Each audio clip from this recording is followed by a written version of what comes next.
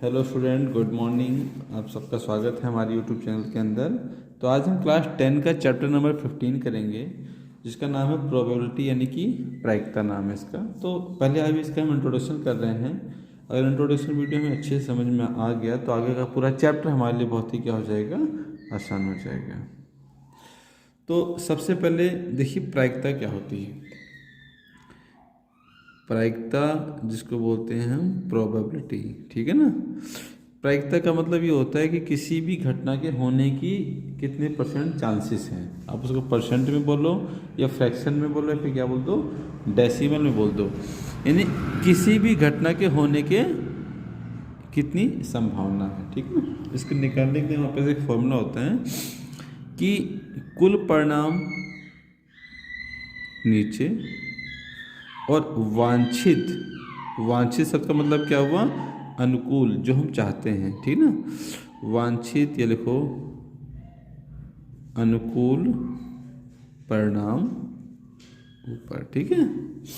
अच्छा, इसको अगर अंग्रेजी में बोले तो प्रोबेबिलिटी ऑफ इवेंट ई वो घटना है जिसकी हमें प्रोबेबिलिटी निकालनी है, ठीक है ना। तो इसका फॉर्मूला क्या हो जाएगा, फेवरेबल आउटकम्स, यानी कि जो आउटकम्स हम चाहते हैं उसके फेवर में कितने आउटकम्स हैं उसको लिखिए ऊपर, और टोटल आउटकम्स, उस इवेंट के अंदर टोटल कितने आउटकम्स हो सकते हैं उसको नीचे, ठीक है। तो इससे हमारी क्या निकल जाएगी, प्रोबेबिलिटी। इसका भी हम एक एग्जाम्पल से समझेंगे। तो ये हो गया हमारे प्रोबेबिलिटी का फॉर्मूला। अब देखो, जो प्रोबेबिलिटी होती है उसकी कुछ प्रॉपर्टीज होती हैं कि जो किसी भी इवेंट की प्रॉपर्टीज जो प्रोबेबिलिटी है ना, उसकी जो रेंज है, जो उसका दायरा है ना, उसकी वैल्यू हमेशा 1 और 0 के बीच में रहेगी।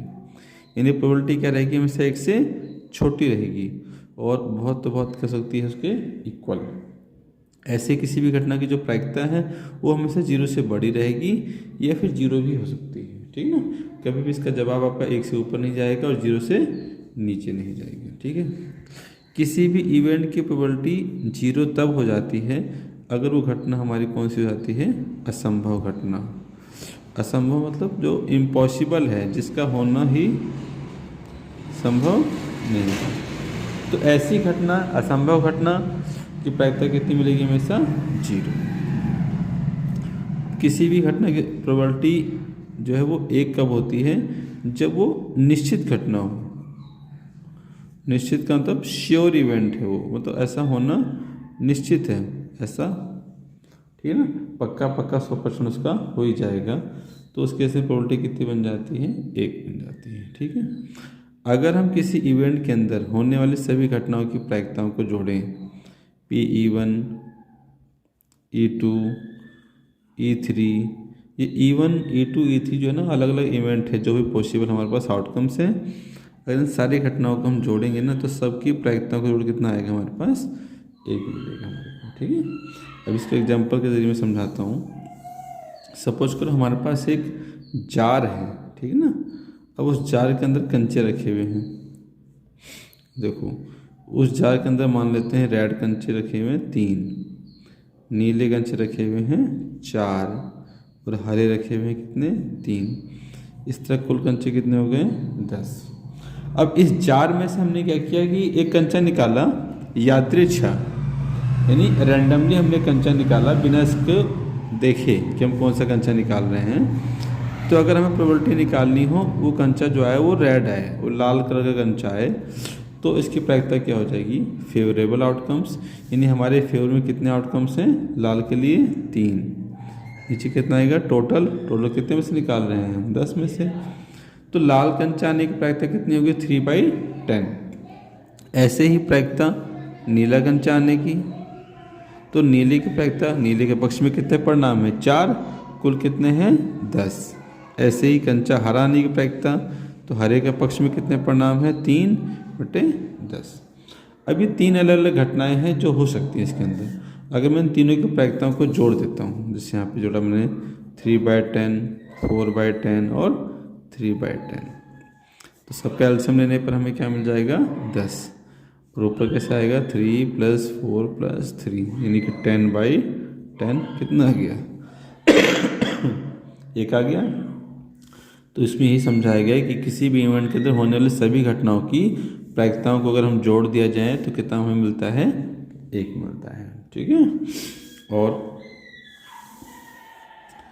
समझिए, किसी भी घटना के होने और ना होने, आप यहाँ ई नहीं लिख दो, का जोड़ कितना होता है, 1 होता है।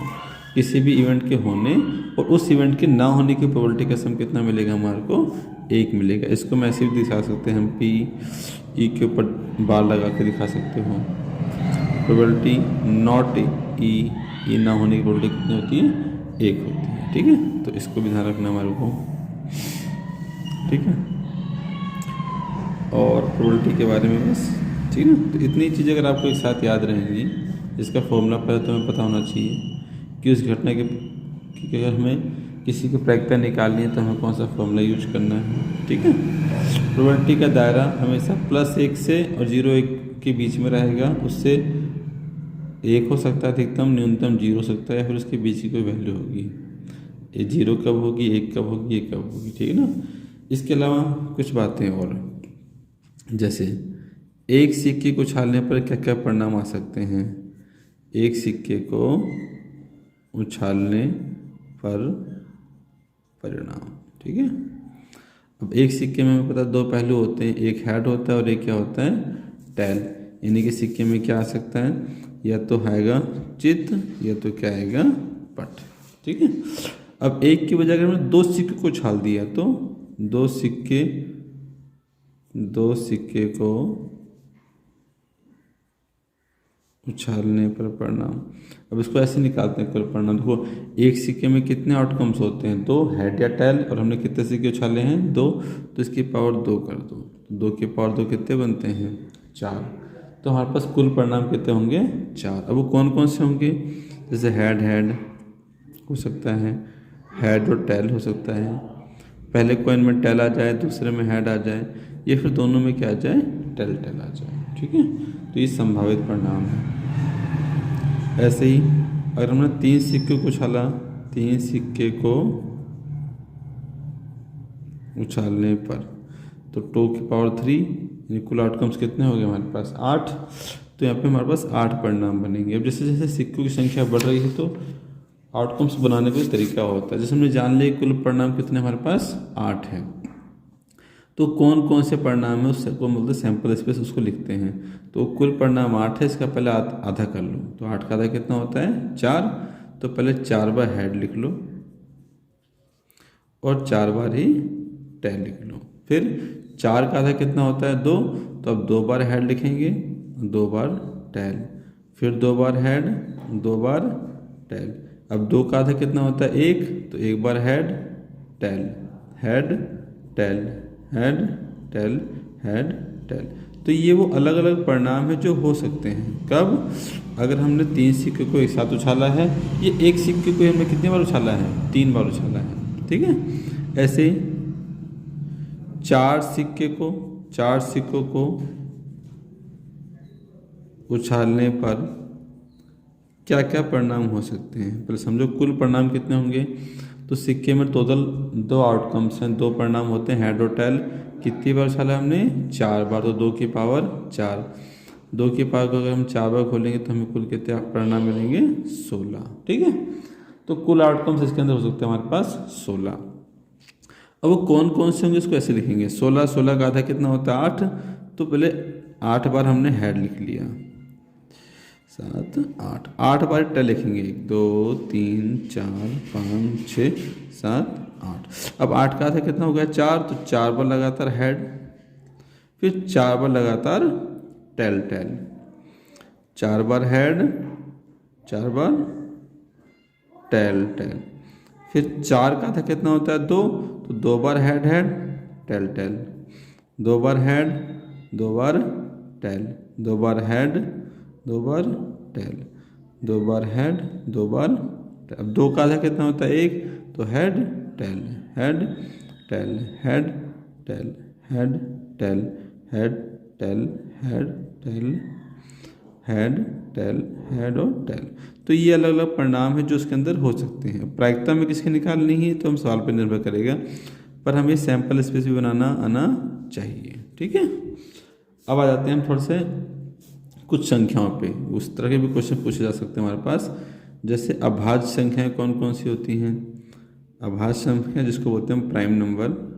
अभाज्य संख्याएं ऐसे नंबर होते हैं जो अपने और एक से डिवाइड होते हैं। जैसे कि बस में एक को शामिल नहीं करते हम। 2, 3, 5, 7, 11, 13, 17, मतलब जो अपने आप टेबल से डिवाइड हो पाएंगे और किससे हो पाएंगे? एक से। यानी से 2 गुणनखंड होंगे। जैसे 2 है, 1 और 2, 3 है, 3 का गुणनखंड क्या होगा? 1 और 3, 5 है, 1 और 5। ठीक है, कितने फैक्टर हैं इसके हमारे पास? 2।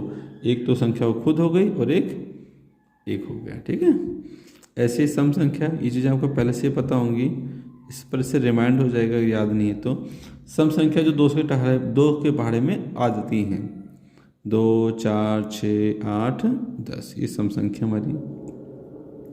विषम संख्या यानी कि ऑड नंबर है हमारे पास, ये इवन नंबर है। विषम संख्या जो 2 के टेबल में हमारे पास नहीं आती, 1, 3, 5, 7, 9, 11, इस तरह से। ठीक है, एक होती है भाज्य संख्या, जिसे बोलते हैं कंपोजिट नंबर। भाज्य संख्या जो अपने अलावा किसी और के पहाड़े में आए, डिवाइड हो जाए। 4 है, अपने अलावा को 2 से डिवाइड हो रही है। 6 है, 8 है, 9 है, 10 है, 12 है। कहने का मतलब जो अभाज्य थी वो अपने और एक से होती थी, इसमें से एक से ज़्यादा फैक्टर होंगे, 2 से ज़्यादा, सॉरी 1, 2 और 4। 6 है, 1 में भी आएगा, 2 में भी आएगा, 3 में भी आएगा, और यानी अपने और एक के अलावा कोई और नंबर भी है जो उसको डिवाइड करेगा, उन्हें बोलते हैं भाज्य संख्या। ठीक है, पूर्ण संख्या भी जान लेते हैं। पूर्ण संख्या जो 0 से शुरू होती हैं, 0, 1, 2, 3 करके आगे बढ़ती रहती हैं। ठीक है, एक होती है प्राकृत संख्या जो 1 से आरंभ होती हैं, 1, 2, 3, 4, इस तरह से चलती रहती हैं। ठीक है, अब हम जान लेते हैं थोड़ा पासे के बारे में। पासा जिसको बोलते हैं हम डाइस। ठीक है ना, अब पासे में कौन कौन से अंक होते हैं? पासा जिससे हम लूडो खेलते हैं वो वाली। ठीक है, तो उसके अंदर कौन से परिणाम होते हैं? 1, 2, 3, 4, 5 और 6, यानी कुल आउटकम्स 6 होते हैं उसके अंदर। 1 से लेकर 6 तक की संख्या होती है। अगर हमने एक पासा फेंका है तो, पर 2 पासे को उछालने पर परिणाम कौन कौन से हो सकते हैं, कितने हो सकते हैं? यानी हमने 2 पासे एक साथ उछाल दिए हैं। ठीक है, अब समझो कि पासे में 6 परिणाम होते हैं और कितने पासे उछाले गए हैं? 2। तो 6 की पावर 2, कुल हमें कितने परिणाम देंगे? 36 देंगे। अब वो कौन कौन से हैं, इन्हें हम सैंपल स्पेस बोलते हैं। हो सकता है पहले पासे में 1 आ जाए, दूसरे में भी 1 आ जाए, पहले में 1 आ जाए, दूसरे में 2 आ जाए। ये अलग अलग परिणाम लिख रहे हैं जो संभव हैं। 1 के साथ 3 आ जाए, 1 के साथ 5 आ जाए, 1 के साथ 6 आ जाए, या पहले वाले में 2 आ जाए, दूसरे में 1 आ जाए, पहले में 2, दूसरे में भी 2 आ जाए, 2 के साथ 3 आ जाए, 2 के साथ 4 आ जाए, 2 के साथ 5 आ जाए, या 3 पहले वाले में 3 आए, दूसरे में 1 आए, 3, 2, 3, 3, 3, 3, 3, 4, 3, 5, और यहाँ पे और 3 और 6, 4 के साथ 1, 4 के साथ 2, 4 के साथ 3, 4 के साथ 4 ले लिया, 4, 5। ये वो अलग अलग परिणाम हैं जो संभव हैं। ठीक है, तो अगर आपको वीडियो अच्छी लग रही है तो आप चैनल को प्लीज़ सब्सक्राइब कर दें, सपोर्ट करें। मेरा प्रयास रहेगा कि आपको जो समझ में आती रहें। 5, 4, 5, 5, 5, 6, इस तरह के। ठीक है, 6, 1, 6, 2, 6, 3, 6, 4 हो गई, 6, 5, इस तरह से कुल हमारे पास 36 परिणाम हो गए। ठीक है, अब जो यहाँ पे 5, 5 है, 6, 6 हैं, इसे हम डबलेट बोलते हैं।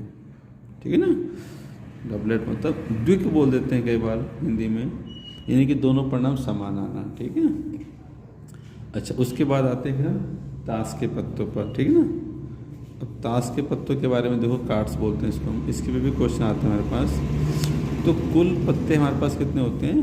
52, और 52 पत्ते होते हैं 4 प्रकार के। ठीक है, अब 4 प्रकार के पत्तों में सबके लिए हमारे पास कितने कितने पत्ते हैं? 13 पत्ते हैं। ठीक है, इसमें से एक पत्ते का नाम है हुकुम, एक का नाम है चिड़ी, एक का नाम है पान, एक का नाम है ईंट। अगर शेप की बात करते हैं तो इसकी शेप ऐसे बनती है कुछ, ठीक है। चिड़ी वाले का फूल इस तरह से होता है, पान इस तरह से जाएगा, ईंट की शेप कुछ इस तरह से होगी, ठीक है। हुक्म का जो कलर है वो ब्लैक होता है यानी काला, चिड़ी का भी कैसा होता है काला, पान हमें लाल रंग देता है, ईंट भी कौन सा कलर देगा लाल देगा, ठीक है। 13 पत्तों में सब में 1 से लेकर 10 तक की गिनती के पत्ते होते हैं, जिसमें एक को हम क्या बोलते हैं, एक को बोला जाता है इक्का, ठीक है, यानी इसको बोलते हैं एस। 11वां पत्ता होता है जैक यानी कि गुलाम का पत्ता। 12वां पत्ता होता है बेगम यानी क्वीन। 13 पत्ता होता है बादशाह यानी कि किंग, ठीक है। और 10, 11, 12, 13 ये सब में होंगे, ठीक है। जे क्यू के और जे क्यू के, जो ये 3 पत्ते होते हैं बादशाह, बेगम और गुलाम के, ये होते हैं हमारे तस्वीर वाले पत्ते, ठीक है। तो ये सारी पता होंगे तो चैप्टर करना क्या हो जाएगा आसान।